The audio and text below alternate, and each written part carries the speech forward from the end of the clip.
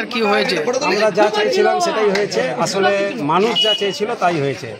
আমাদের এই দাসপুরের গণতান্ত্রিক পরিবেশ তাকে হরণ করার চেষ্টা হয়েছে তৃণমূল এবং পুলিশের যৌথ উদ্যোগে।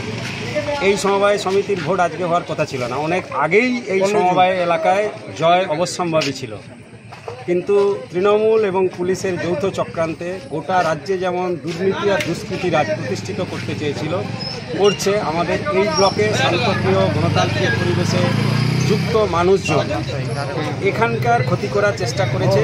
তারা 14ই জুনের ভোট, 15ই জুনের ভোট ছিল, 14 তারিখে হঠাৎ কোনো এক অদৃশ্য কারণে স্থগিত করে দেয়। হাইকোর্টে গেছে বারবার, সেখানে গিয়ে থাপ্পড় খেয়েছে। সমবায়, এই যে সমবায়ের সেক্রেটারি আমাদের কোর্টে গিয়েছিলেন, কোর্টে যেতে হাইকোর্ট পুলিশ সুপারকে বাধ্য করিয়েছে হাইকোর্টে উপস্থিত করাতে। হলফনামা দিতে হয়েছে যে শান্তিপূর্ণভাবে তার দায়িত্বেই নির্বাচন সম্পন্ন করতে হবে। আমরা প্রস্তুত ছিলাম, আমাদের এই এলাকার সমবায়ী জনগণ তারা প্রস্তুত ছিল। আমাদের এই দাসপুরের রাজনীতির বৈশিষ্ট্য অনুযায়ী সকাল থেকেই আমাদের ভোটাররা 9টায় ভোট, কিন্তু 7:30 7টা থেকেই লাইনে দাঁড়িয়ে গেছিল। তাদের গণতান্ত্রিক উৎসবে নিজেদের মতের প্রতিফলন ঘটাতে, চোখের মনির মতোই সমবায়কে রক্ষা করতে তারা বামপন্থী প্রগতিশীল সমবায় বাঁচাও মঞ্চের 41 জন প্রার্থীকে বিপুলভাবে নির্বাচনে জয়যুক্ত করেছে। 7টা ক্যান্ডিডেট ওরা আগেই দিতে পারেনি, তার কারণ দেবে কি করে? গতবারে বিনা প্রতিদ্বন্দ্বিতায় এই সমবায় সমিতি নির্বাচনে জয়লাভ করেছিলাম আমরা। এবারেও যে ক্যান্ডিডেটগুলোকে দিয়েছে, কেউ অসুস্থ, কেউ জানে না, কাউকে ভয় দেখানো হয়েছে। ভালো করে খোঁজ নিয়ে দেখুন যে ওদের ক্যান্ডিডেটরা ভোট পর্যন্ত দিতে আসেনি, প্রচার তো দূরের কথা। কারণ এটাই দাসপুর, কারণ দাসপুরের মানুষজন বুঝেছে যে তৃণমূল দ্বারা পরিচালিত সমবায়, আপনি যদি বড় বড় তৃণমূল নেতাদের দেখেন মহকুমা জেলা স্তরের, তাহলে দেখবেন যে লাখো লাখো টাকা দুর্নীতি। একটা সমবায়ে 1.5 কোটি টাকার দুর্নীতি 9-6। একটা সমবায় একটা কর্মচারী সুসাইড করতে বাধ্য হয়েছে, উঠে যেতে পারে সমবায়। একটা নিশ্চিন্তপুর এই ব্লকের সমবায় সমিতি, সেখানে 5 বছর তালা দিয়ে বন্ধ হয়ে আছে। একটা সমবায় সমিতি প্রায় যেতে বসেছে এবং সরকারি আধিকারিকরা বলছে এই সমবায়গুলো তৃণমূল পরিচালিত, যে কোনো সময় ডুবে যেতে পারে। আর উল্টো দিকে বামপন্থীদের দ্বারা পরিচালিত সমবায় বাঁচাও মঞ্চের পক্ষ থেকে যারা জয়যুক্ত করলে সেই সমবায় মানুষের স্বার্থে, সমবায়ীদের স্বার্থে, কৃষিজীবী মানুষের স্বার্থে সমবায়কে চোখের মনির মতো রক্ষা করা শুধু নয়, উত্তরোত্তর শ্রীবৃদ্ধি ঘটছে এবং তাদের স্বার্থ রক্ষা করছে। এই কারণেই আমরা যা চেয়েছিলাম, মানুষ যা চেয়েছিল, আমরা যা গণতন্ত্রের যে অবশ্যম্ভাবী তাকে শেষ কথা যা মানুষ বলে, এই নির্বাচনে তার সেটাই প্রতিফলন হয়েছে। আগামী দিনে আরও গণতন্ত্রের লড়াই পরিধি বাড়বে, তার বৃহত্তর লড়াইয়ের প্রস্তুতি হিসেবে আমরা এগিয়ে চলছি। আমাদের প্রস্তুতি জনগণ, আমাদের প্রস্তুতি এখানকার আগেই বললাম যে দাসপুরের রাজনৈতিক বৈশিষ্ট্য অনুযায়ী শান্তপ্রিয় দাসপুর।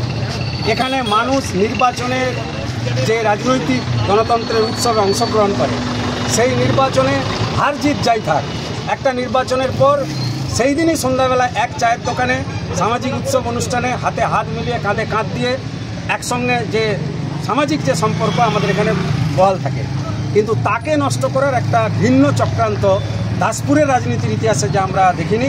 গৌরা সোনামুড়ি সমবায় সমিতির নির্বাচনে আমরা দেখলাম 17-18 জুন যখন নমিনেশন, 13 জুলাই ভোট, বাইরে থেকে 200-250 দুষ্কৃতী, কেশপুর, গড়বেতা, ঘাটাল, পাঁশকুড়া, দাসপুরের 1 নম্বর ব্লকের রাজনগর নাড়াজল থেকে, এবং প্রত্যক্ষভাবে রাস্তার উপর দাঁড়িয়ে, ব্যস্ততম ঘাটাল পাঁশকুড়া রাস্তা সবাই জানেন, সেখানে পুলিশ বড় বড় অফিসারদের প্রত্যক্ষ উপস্থিতিতে কার্যত রক্ষকই সেদিন ভক্ষক সাজলেন এবং সেই সব ক্রিমিনালকে দিয়ে সমবায়টাকে দখল করার মরিয়া চেষ্টায় তারা নমিনেশন বানচাল করেছে।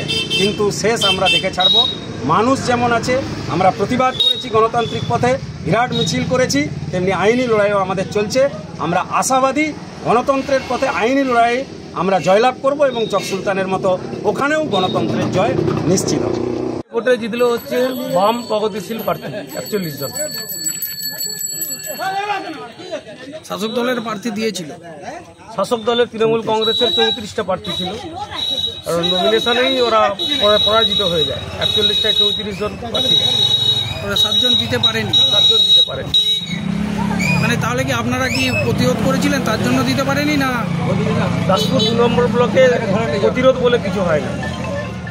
গণতন্ত্র যে কোথাও প্রায়শই বলে আসছি আমরা, যে গণতন্ত্রকে নষ্ট করে দেওয়া, এই যে গণতন্ত্রের এত বড় আঘাত, এসব আমরা কাশ্মীরকালে কোনোদিন দেখিনি।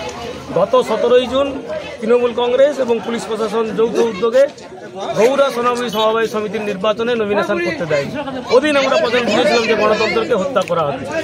এখানে গণতন্ত্রকে হত্যা করে দেওয়ার ব্যাপার না, তৃণমূল কংগ্রেস তার এখানকার যে নির্বাচনে অংশগ্রহণ করার জন্যে তার যে কর্মী বাহিনী, তার যে প্রার্থী থাকা দরকার, সেই মানে প্রার্থী না থাকার কারণে এমনও আমরা দেখেছি এই সময়ের মধ্যে অনেক ডেলিগেট বা সমবায়ী যারা হচ্ছে নির্বাচনে অংশগ্রহণ করতে চায়নি, তাদেরকে জোর করে ভুল বুঝিয়ে সই করানো হয়েছে, যে একটা সই করে দিয়ে পরে হচ্ছে সব তোদেরকে দাঁড়াতে হবে।